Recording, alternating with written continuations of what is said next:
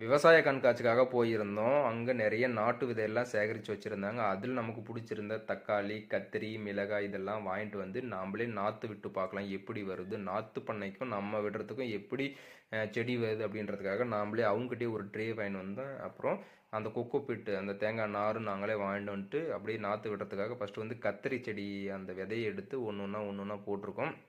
கத்திரி விதைய போட்டு முடிச்சுட்டு அதுக்கப்புறம் மறுபடியும் அந்த கொக்கோ பீட்டை மேலே போட்டு ஈக்குவல் பண்ணி விட்டு அதை மூடிக்கிங்க. மூடி விட்டது அப்புறம் வந்து சீக்கிரமாக அந்த செடி வந்துடும் அப்படின்னு சொன்னாங்க. கொக்கோ பீட்டில் வந்து நாற்று விட்டால் சீக்கிரமாக வேர் ஊனி சீக்கிரமாக முளைச்சி வந்துடும் அப்படின்னு சொன்னாங்க. மண்ணில் விட்டால் மண் வந்து ஹார்டாகிறதுனால வந்து சரியாக முளைக்காது.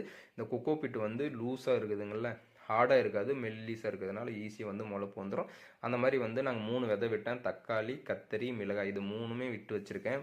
3 ட்ரேயில் விட்டு வச்சுருக்கேன் 100 விதைக்காக. அது வந்து எப்படி முளைச்சிருக்குன்னு சொல்லிட்டு பாருங்கள். அவங்க வந்து 100 செடியும் அப்படியே முளைக்க, நம்மளது